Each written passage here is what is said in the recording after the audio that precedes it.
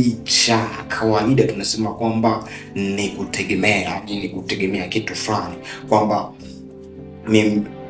daktari mahala pale hawezi kuwepo bila uwepo wa wagonjwa. So hakuwezi kuwa na daktari bila uwepo wa wagonjwa. Kitu kingine kwamba pumzi na afya na uhai hauwezi kuwemo katika miili yetu bila existence ya Mungu, bila uwepo wa Mungu, kwamba pumzi na afya hatuwezi kuipatia. Ndio maana kamili ya neno the dependence. Nikisema the broken foundation hapa namaanisha ni Kiswahili ambacho kinaeleweka kabisa kwamba ni misingi iliyovunjika. Praise the Lord. I'm Christian. Shalom. Okay, tunaendelea.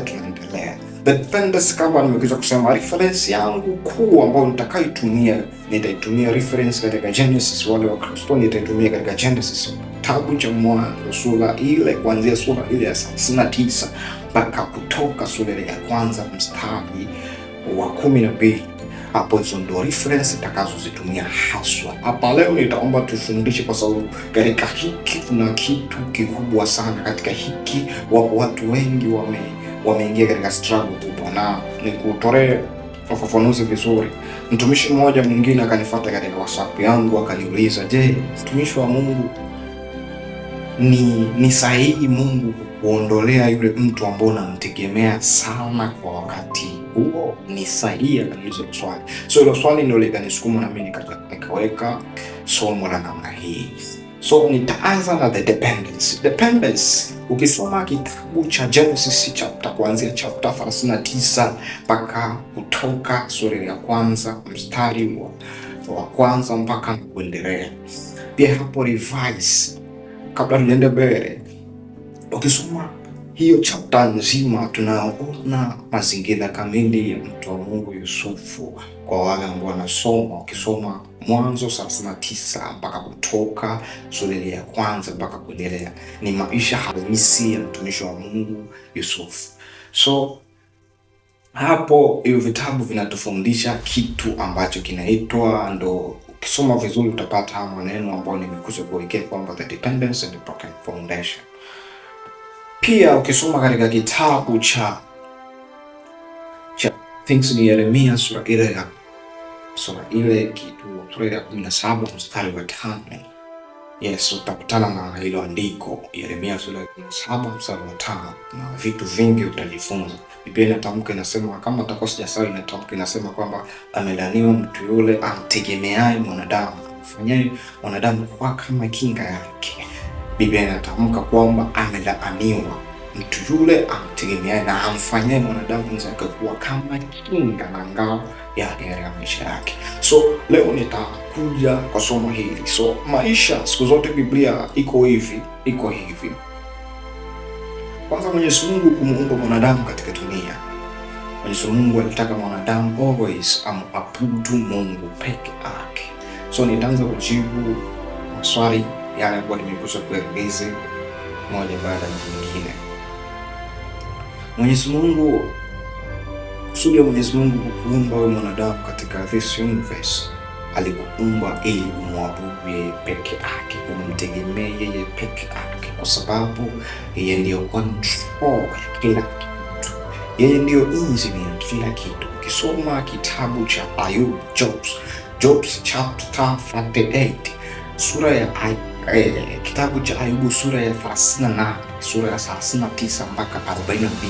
Hizo sura zote zitakuonesha kwamba nini maana ya Mungu alivyo. So Mungu aliumba mwanadamu lengo tu moja, amwabudu yeye, kwa sababu yeye ndio ana act kama engine.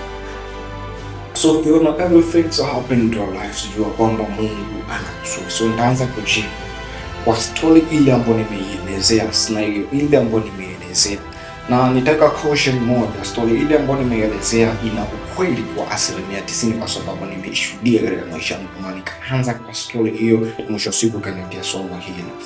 So nitaanza kusema familia mara kwanza ilikuwa ikiishi na baba mmoja, ambapo yule alikuwa akionekana kuwa kama tegemezi kubwa katika familia ile, na baada ya hapo akaondolewa. Naweza kusema kwamba kuondolewa kwa mtu yule lilikuwa ni kusudi la Mungu, lilikuwa ni kusudi la Mungu.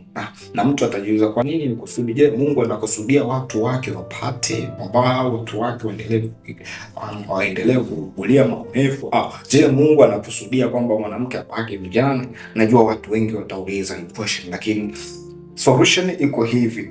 Kuondolewa kwa mtu yule, hilo ni kusudi la Mungu, na ukikaa katika maisha kidogo utajua kwamba ni kusudi la Mungu na lengo la Mungu anachokifanya, anachokitaka, kwamba there is a time kwamba inatakiwa mwanadamu stay you as you, stay you, usimtegemee mwanadamu wala usimweke mwanadamu mwenzako kuwa kama nguvu ya kudumu.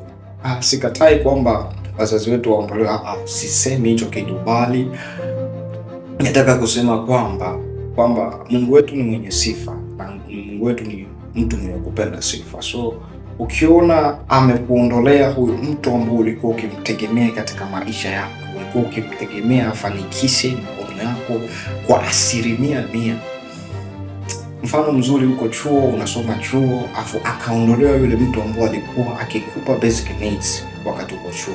So ukiona huyo mtu kaondolewa, jua Mungu ana kusudi kubwa sana, kwa sababu yule mtu kwa wakati ule wewe ulikuwa ukimtazama, na Mungu anachokifanya hataki wewe umtazame mtu akusaidie kitu, bali yeye anataka wewe kama wewe upige goti umwabudu yeye. So kuondolewa kwa mtu kama yule katika maisha yako inakufanya sasa, Mungu ilikuwa ni mpango wa Mungu kufanya wewe sasa upige goti Mungu, umwabudu yeye peke yake. Taelezea undani zaidi story hii. Wana wa Israeli